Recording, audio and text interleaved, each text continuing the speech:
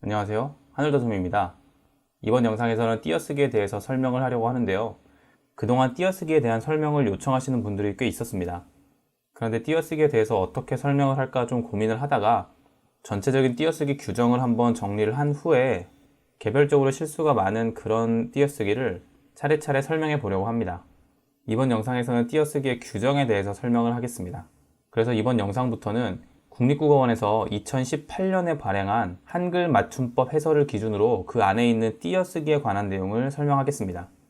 한글 맞춤법 해설에는 여러 가지 내용이 있는데 띄어쓰기와 관계가 있는 내용은 제1장 2항과 제5장에 있습니다. 그리고 이것은 한글 맞춤법 해설에 나온 내용을 제가 좀 쉽게 설명하는 거기 때문에 혹시 한글 맞춤법 해설 원문을 그대로 보고 싶으신 분은 국립국어원에서 그 자료를 볼 수 있습니다. 인터넷 포털 사이트에서 국립국어원을 검색하셔서 국립국어원 홈페이지에 들어가면 이런 화면이 뜹니다. 이 화면에서 지식을 클릭하시고 거기에 어문규범 찾기를 클릭하시면 이런 화면이 뜨는데요. 여기 한글 맞춤법에 제1장 총칙과 제5장 띄어쓰기에 관한 내용이 있습니다. 그래서 저는 제1장의 2항과 띄어쓰기에 관한 내용을 설명하려고 합니다. 일단 제1장 2항에는 띄어쓰기의 가장 중요한 원칙이 나오는데 그 내용을 한번 읽어보겠습니다. 문장의 각 단어는 띄어쓰기를 원칙으로 한다. 사실상 이것이 가장 간단하면서도 가장 중요한 띄어쓰기에 대한 대원칙입니다. 우리 국어의 단어는 9가지 종류로 구분이 됩니다. 아마 대부분 알고 계신 명사, 대명사, 수사, 조사, 관형사, 부사, 동사, 형용사, 감탄사가 구품사인데요. 기본적으로 이 구품사는 띄어쓰기를 하는 것이 원칙이다 라는 것이죠. 그런데 거기에서 접사와 어미는 제외됩니다. 당연한 이야기이기도 하지만 접사와 어미는 단어가 아니고 단어에 붙어서 어떤 문법적인 기능을 더해주는 성분이기 때문에 접사와 어미는 띄어쓰기를 하지 않습니다. 일단 이 대원칙을 알고 나면 조금 더 띄어쓰기에 관한 내용이 이해가 쉽게 될 거라고 생각합니다. 이번 영상에서는 제5장 제1절 제41항에 대해서 설명할 건데요. 제41항의 내용은 조사는 그 앞말에 붙여 쓴다는 내용입니다. 방금 전에 띄어쓰기의 대원칙에서 구품사는 붙여 쓴다라는 내용을 봤는데 우리 국어에서 조사는 품사에 들어가죠. 단어에 해당됩니다. 그런데 이 41항의 내용은 조사를 붙여 쓴다는 말이니까 이것은 띄어쓰기를 하지 않는다는 거예요. 조사를 띄어쓰기를 하지 않는 이유는 단어이기는 하지만 자립성이 없기 때문입니다. 조사는 자립적으로 사용될 수 없고 반드시 다른 단어에 붙어서 사용되는 의존 형태소죠. 그래서 조사는 띄어쓰기를 하지 않고 붙였습니다. 우리 국어에는 여러 가지 조사가 있는데요. 여기 기역부터 티읕까지 여러 조사에 대한 예를 들어놨습니다. 예문에서 빨간색으로 표시한 내용은 각각 조사를 의미하고요. 파란색으로 표시한 내용은 조사의 앞에 오는 단어입니다. 그래서 예문을 보시면 이렇게 빨간색으로 표시된 모든 조사들은 앞 단어하고 붙여 썼다는 것을 알 수 있습니다. 띄어쓰기를 하지 않았죠. 기역부터 티읕까지 예문에서 모든 조사는 띄어쓰기를 하지 않았습니다. 그런데 제 생각에 대부분의 사람들이 지금 여기 예문에 나온 조사를 띄어쓰기 하는 것은 틀리지 않았을 거라고 생각합니다. 그리고 별로 헷갈리지도 않았을 거라고 생각하고요. 인터넷에서 사람들이 쓴 글을 읽어보면 좀 많이 실수를 하는 것이 서술격 조사 이다를 띄어쓰기 하지 않는 건데요. 이다는 조금 헷갈릴 수 있기는 합니다. 문장을 서술할 수 있는 기능을 가지고 있기 때문인데요. 우리 국어에서 문장의 서술어의 기능을 하는 것은 동사, 형용사, 그리고 이 서술격 조사 이다가 있습니다. 그런데 동사와 형용사는 띄어쓰기를 하죠.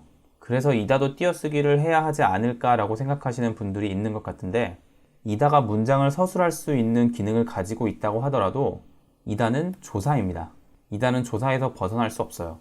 그래서 이다는 조사이기 때문에 반드시 앞말에 붙였습니다. 절대로 띄어쓰기를 하지 않습니다. 어떤 상황에서든지 붙였습니다. 아래 예문에서 각 문장을 2개씩 예로 들었는데 위쪽에 있는 문장이 띄어쓰기가 맞은 문장이고 아래쪽에 있는 문장이 띄어쓰기가 틀린 문장입니다. 기역 문장은 우리는 친구입니다 인데 여기에서 입니다는 서술격 조사 이다죠. 그래서 그 앞 단어인 친구와 붙여서 씁니다. 띄어쓰기를 하지 않습니다. 친구입니다는 그렇게 어렵지 않게 붙여 쓴다 이렇게 생각할 수도 있는데 표준국어 대사전입니다. 이 내용은 한 번쯤은 생각해 볼 수도 있어요.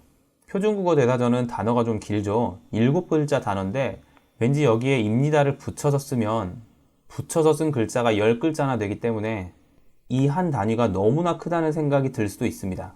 그래서 왠지 띄어쓰기를 해야 될 것 같다는 생각을 할 수도 있는데 그렇지 않습니다.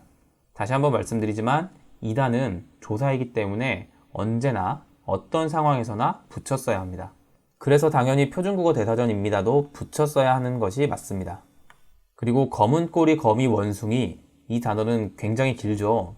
그래서 여기에 입니다를 붙여 쓰면 너무 길어서 띄어쓰기를 틀린 것 같다는 생각이 들 수도 있습니다. 그렇지만 그건 그냥 생각일 뿐이고요. 규정상 붙여 쓰는 것이 맞습니다. 그래서 검은 꼬리 거미 원숭이입니다. 이 단어와 이다를 붙여 쓰는 것이 맞습니다.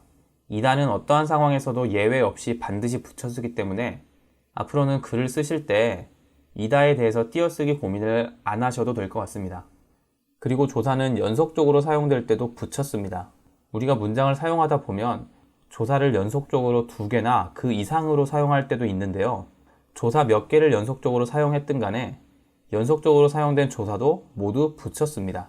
띄어쓰기를 하지 않습니다.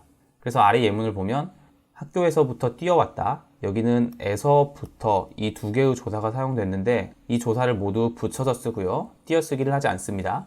그리고 지금부터라도 열심히 해야겠다. 여기도 조사가 2개 사용됐는데 붙여서 씁니다. 띄어쓰기를 하지 않아요. 그리고 마지막 이제 나조차도 너를 믿을 수 없다. 여기서는 조차와 도 이렇게 2개가 사용됐는데 이것도 띄어쓰기를 하지 않습니다. 조사가 3개가 사용될 때도 있는데 예를 들어서 학교에서조차도 말이 많다.